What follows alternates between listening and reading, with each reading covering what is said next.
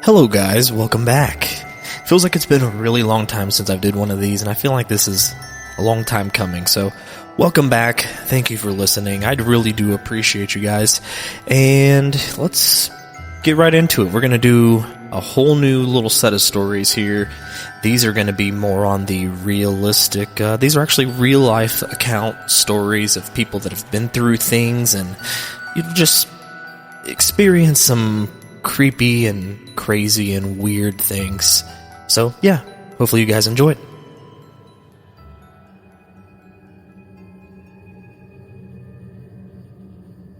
After high school many years ago, I was in a bad place. My guardian had kicked me out after graduation. She didn't help me find a place to stay, so I lived in my car for a couple months. I met some heavy metal dudes at work one day. I'd seen them around town and all my other friends knew who they were. Everyone loved them. We became friends over a couple months and they offered for me to move in with them, and I agreed. Looking back now, I wish I'd just stayed in my car. My two main roommates were brothers, named Andrew and Seth. They were in a band. They also believed in the occult and anything of that sort. I never really believed in that stuff, but I'm not one to tell someone what they should believe. They had let me live with them rent-free for several months, so who was I to complain? Being the only female in a house full of young men, I was always looking over my shoulder. You never know who you can trust. Turns out, I was right to worry. Over time, their friends started to stay with us for longer periods of time, sometimes weeks. Their friends were another group of brothers that they had gone to school with. There were 5 brothers in total, but only 2 stayed with us consistently. The younger brother, Mark, was very polite. He cleaned up after himself and always helped me with the household chores. The other brother, Adam, had a laundry list of mental problems. He had apparently done some bad drugs back in the day, and it had developed into what seemed like psychosis of the religious sort. He had done time in prison for assaulting a woman with a Bible. He would often look you in the eyes and tell you that he could see how you would die.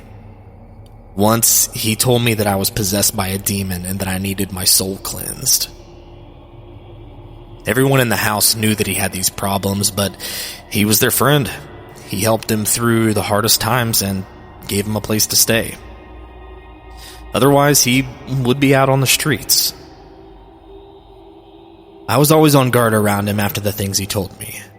No one else seemed to be as concerned as I was. They should have been. One day, I was sleeping and my phone rang. It was my boss. He asked if I could come into work an hour early, and it was only 12 p.m., I was broke, and I had nothing else better to do, so I said yes. I got up and began to get ready to leave. I walked out into the living room to see Mark and Andrew sitting on the couch, while Adam sat on the floor by the TV. He was watching scripture videos on YouTube, some real end-of-days shit, and that was fairly common, so I went about my business. I said goodbye and left for work. My shift at work was almost complete when the phone rang. My boss answered, handed the phone to me, and said, "For you." I was the cashier, so I assumed it was a friend that couldn't reach me on my phone. I answered the phone and heard a man's voice that I didn't recognize. "Hi, this is Detective Williams. Something has happened at your apartment today, and we need you to come to the station to talk about it." I left work immediately. I had assumed one of the brothers had been arrested for drug dealing or something, but I was very wrong. I got to the station and was buzzed in. An officer escorted me to a small, cold room with a camera. He gave me a bottle of water and left me by myself for about 30 minutes. My mind was racing, thinking about what could have happened. He came back in and informed me that Adam had just stabbed and killed Andrew at around 1 p.m. I was shocked. I had just left the house an hour before that happened and everything seemed fine. I asked if there had been a fight. The detective informed me that there hadn't been a fight, and it seemed to have happened out of nowhere. I gave my statement to police and left with nowhere to go, still in shock and confused out of my mind. Our apartment was a crime scene, so I went to another friend's house to watch the news report, since the police wouldn't give me any information on the case. And over the next couple of days, the information began to be released. Adam hadn't just stabbed Andrew once, not twice, but he had stabbed him over and over, nearly decapitating him. After the murder, he ran down the road still holding the murder weapon. He called 911 and informed them what he'd done. I watched the news report in horror. We had known he was unstable, but this? He had fully confessed to the brutal murder and provided police with his notebooks. He had apparently been planning to murder all of his brothers, my roommates, and me. He thought we were all possessed by demons and this was the only way to free us. Luckily, none of his other intended victims were there that day. Mark unfortunately witnessed the murder, but he was lucky he escaped. If I hadn't gotten a call from my boss that day, I wouldn't be alive today. So to the man who brutally murdered my friend and wanted to murder me, let's never meet again.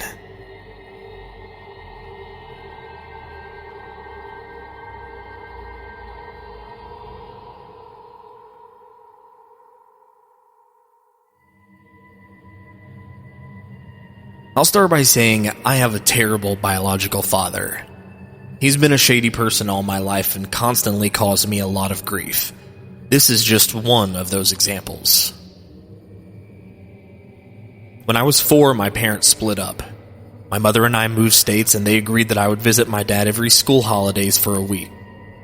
This one particular time, I had been with him a few days when I was playing with my cousin at a nearby park. A car pulled up and I recognized the man as one of my dad's friends.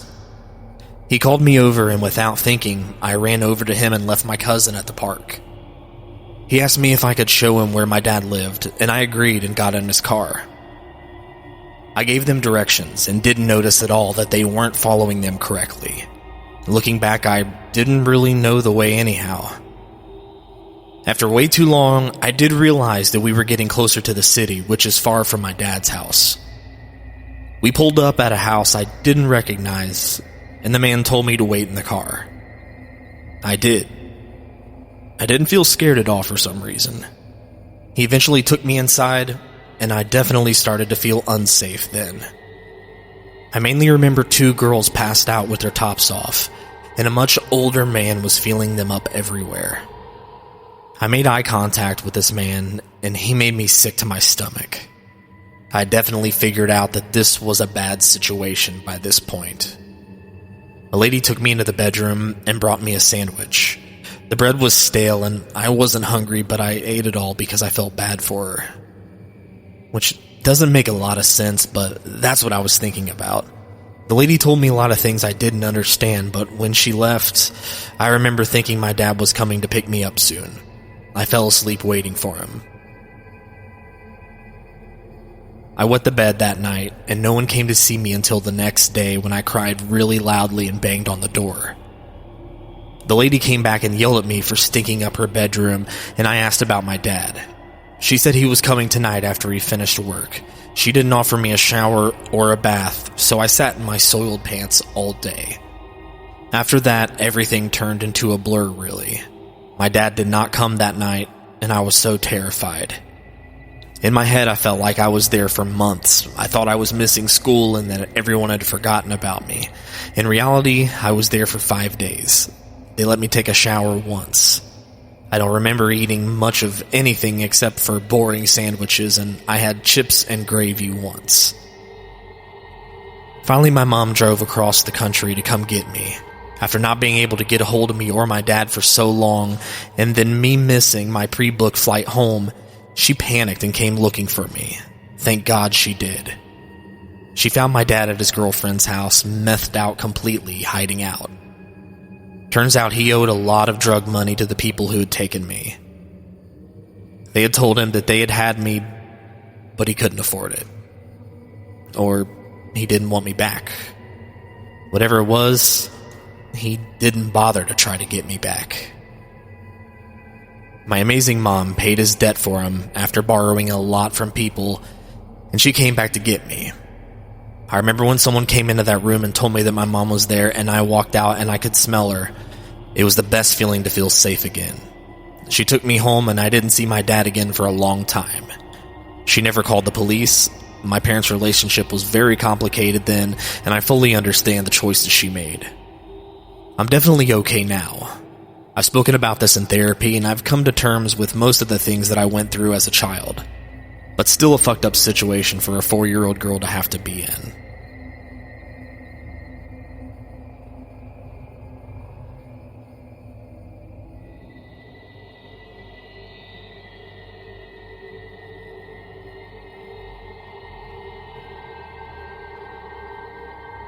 I was about 7 years old. My brother was about 10. It was well past our bedtime when our mom woke up off the couch to put us in bed. Our dad worked construction out of town back then, so it was just us three at the house for weeks at a time. Up the stairs and to the immediate right was our parents' bedroom. Going left put you in the middle of a hallway. Taking another left down that hallway led to my brother's room. The opposite end was my room, which was also across the hall from the upstairs bathroom. At either end of the hallway are windowed doors we always kept locked and rarely used. The door on my end led to a balcony overlooking our front yard, and the door on my brother's end opened to our back porch. The house kinda leans into a small hill. My brother and mom both had a habit of waking up in the middle of the night to use the bathroom.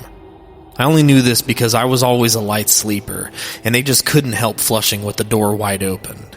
This night, however, my brother stopped on his way to his room and came back towards the bathroom. I'm gonna try to pee before I go to bed. The past few nights I've been too afraid to walk to the bathroom. I keep seeing a man wearing stripes at the end of the hallway.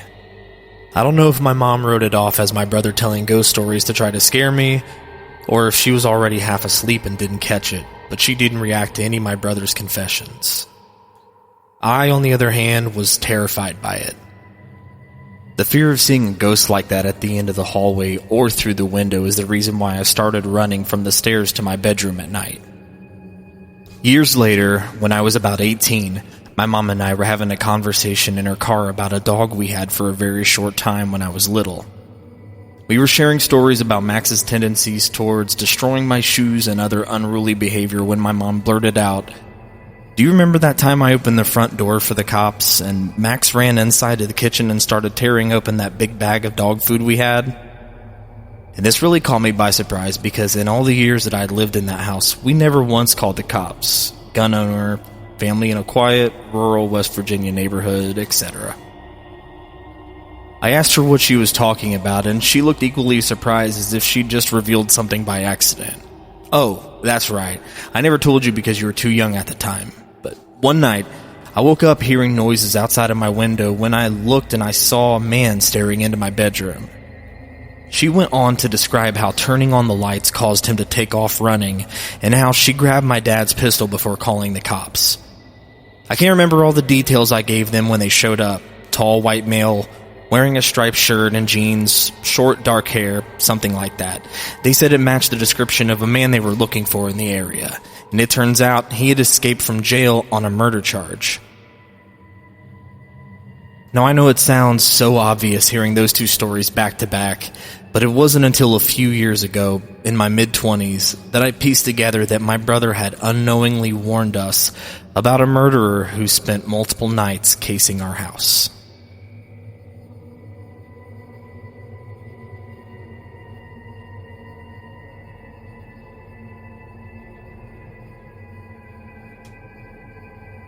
I was watching my daughter's kids while she and her husband go out of town. They have a teenage daughter. Let's say her name is Alyssa. At like 3 a.m., I'm woken up by a weird rustling sound and look out to the window and see movement. I saw a boy emerge from the bushes on the side of my house. I saw a bike tossed on the lawn that definitely wasn't ours. My first thought was that it was a burglar casing houses. But since he looked young and came through on a bike, I figured scaring him straight would be enough for him to decide to head home. Didn't want to ruin a teenager's life by calling the cops straight away. So I went out on the porch, flipped the lights on, and said, "Can I help you?" in my classroom voice. The guy looked surprised, but not nervous. He was wearing a Letterman-style jacket, but once I got a clear view of him in the streetlights, he seemed much older than my granddaughter, gruff, and more wiry than athletic. He walked up closer to the house and said, "Yeah, I'm looking for Alyssa." I gave him a disapproving glare, hoping he'd realize that he came looking for a girl late at night, and a grumpy old person answered, "It's just time to split." I'm thinking what must have happened is Alyssa knew her parents were going out of town, and maybe before she knew I'd be staying over, told a secret older boyfriend to come over. It was late, and I was alone with several kids, so I didn't want him coming any closer to the house. I also thought it was weird that he came so late and wanted to be sure Alyssa actually wanted to talk to him. So I said, "I'm sorry, who?" And he said, "Alyssa. You know, Alyssa, last name. This is her house." I thought, he knew her full name. They must be at least friends. I said, "You wait there." He started to walk up, and I felt a sick burning in my gut, and instinct kicked in. I yelled, "No, stop, freeze." Then readjusted and said, "You stay right there. This is private property, don't take a step closer. Wait there." So I go in, and Alyssa is asleep just one room over from where the rustling first occurred, and I wake her up and say something to the effect of, "I don't know what the big idea was to have friends over this time at night, but you can tell them to go home." She has no clue what I'm talking about. I say, "There's a guy outside asking for you." Confused, she gets up and goes to the window. She sees him and goes white as a sheet. "He asked for me?" "Yeah." "By name?" "Yes." "Call the police. I've never seen him in my life." I called 911 immediately, but as I was on the phone with him, Alyssa started tugging at my arm. "He's coming up." I had younger kids in the house to think about, so I kept the door latched and pulled it just open enough for the latch and yelled, "I asked my husband, and none of us know an Alyssa last name. Leave my property or I'm calling 911. He got angry and started yelling for her to come out. Thankfully, the police came pretty quickly, and when he heard the sirens, he grabbed the bike and ran off. I watched where he was running, and he jumped into the passenger side of a car without headlights on or front plates and sped off. The police followed in the same direction once I pointed to them, but they didn't get him. They advised us to take all of her social media details offline if she was sure that she didn't know this person, and said they had a couple of similar reports recently and they were looking into it. I got a heavy-duty lock, and she slept in my room for the remainder of the visit.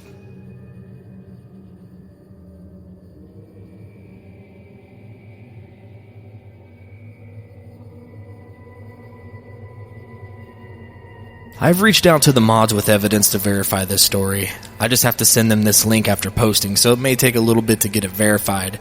I'm noting this because I know this story seems completely ridiculous, but the girl I experienced this with is actually insane.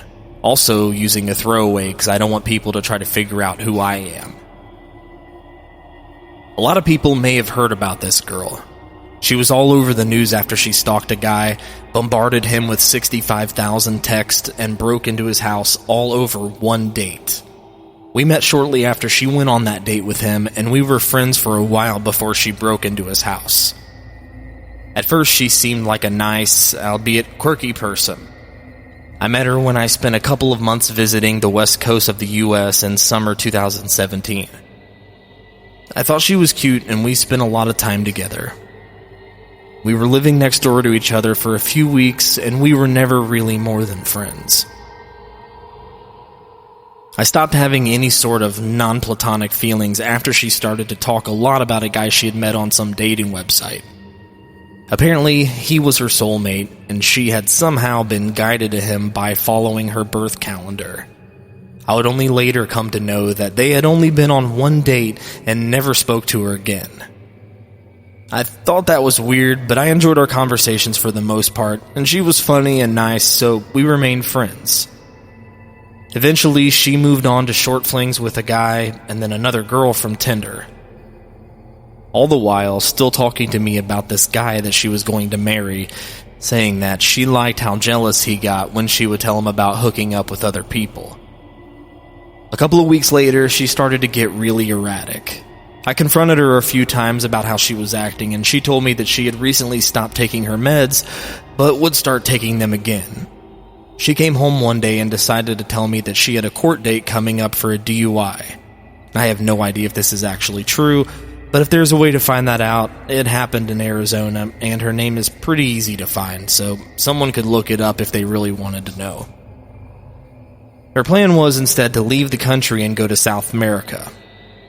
I told her that that was a dumb idea, and even though she actually went all the way to the airport in a different city, she wound up coming back. Apparently, her soulmate was no longer answering her texts, and she took that as a sign that she should drag her ass back to where he was and fix their relationship. She was upset that he may be seeing other people, even though it seemed okay to her that she was seeing other people. Later on, she told me that she had texted him and said if he blocked her, she would know that that meant he wanted her to come find him. Obviously, he blocked her. And obviously, that didn't go over well with her.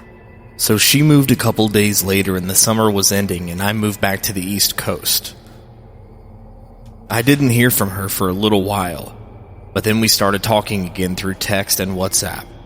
She seemed like she was doing better. She told me she had found a roommate and was working on her art again, and generally seemed like she was in a better place. I was happy to have my friend back and healthy, but that didn't last longer than a couple months. Eventually her behavior started to seem erratic again. She was sending dozens of texts at a time and they were all over the place.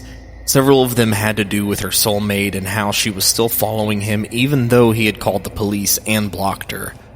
I told her to stop, tried to get her to take her meds, and tried to reason with her 100 times. I was on the opposite side of the country and had no way of getting in touch with her family, who I never knew much about, or friends to try to get them to help her. She was a kind person and a good friend when she was taking care of her mental health, and I cared about her, but I couldn't force her to take care of herself. One day I set aside some time to call her, and I told her that she was overwhelming me and that she really needed to reach out to her family or someone who could help her. She told me I couldn't do that because she needed to stay with me or she would have to go back to her ex-husband.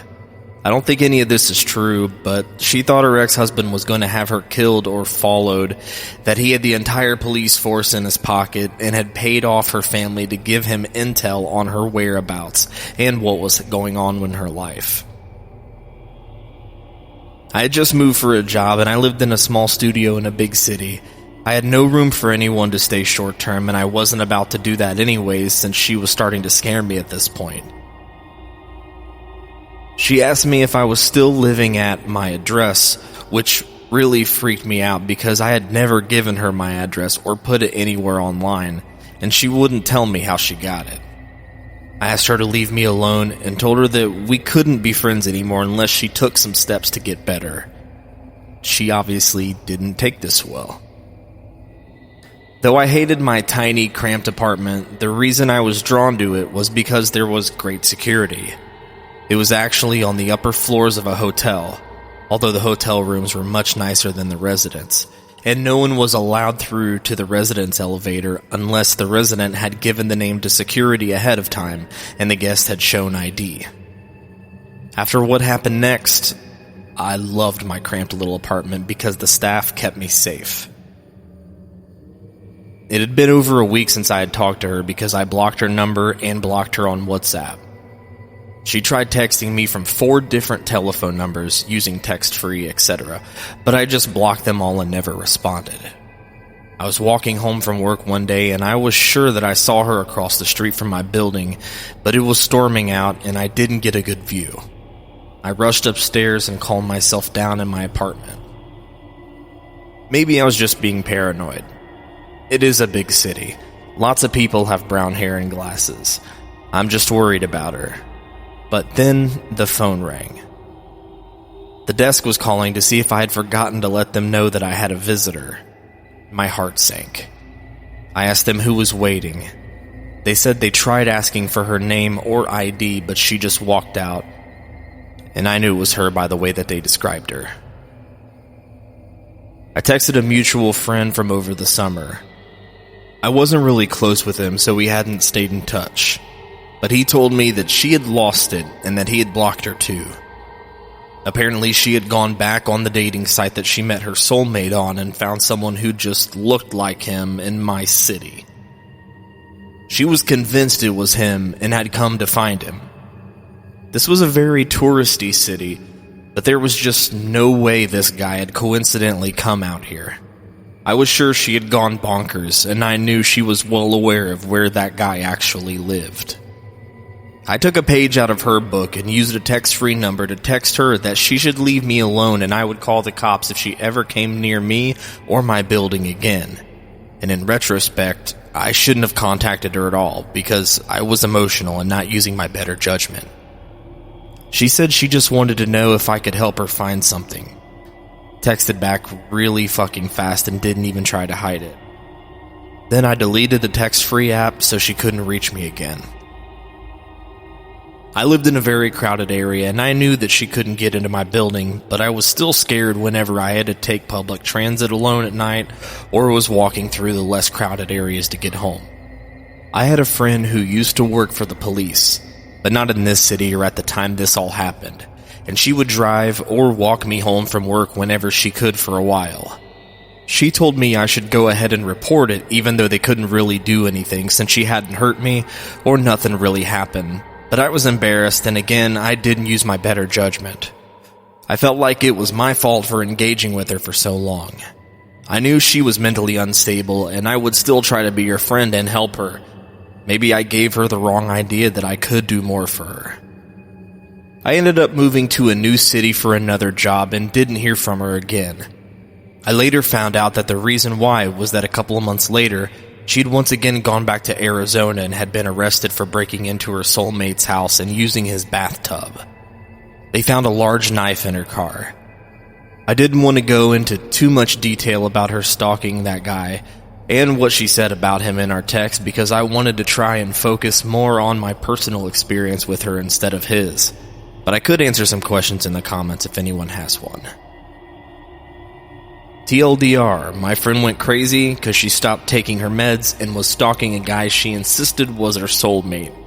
Tracked me down in my apartment across the country after I stopped talking to her, went back to where she came from and broke into the guy's house and took a bath while she had a butcher knife in the car.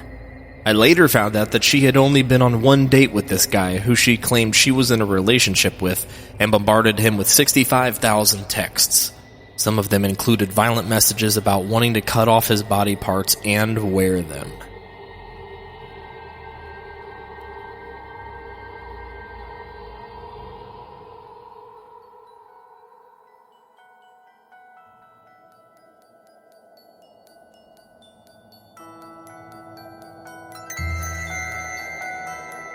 Thank you guys so much for listening. I really do appreciate it. Sorry this one was a little bit shorter, but I've been trying to do this over the course of a couple days, and our house is pretty busy right now since the kids are off of school, and we have relatives and family coming in and out constantly, so it's kind of hard to find a quiet time to do these, so I kind of get them in whenever I can. One thing I do want to know is if you guys enjoy more so the series style stories, or if you enjoy things like this where it's definitely like factual stories. So let me know, that way I can plan something for next time. I did enjoy doing this one as a little quick one just because it's easy for me to find these stories and it's easy for me to read them off in quick succession. So maybe a mixture of the both. But thank you guys very much for listening once again. I do appreciate it. And until next time.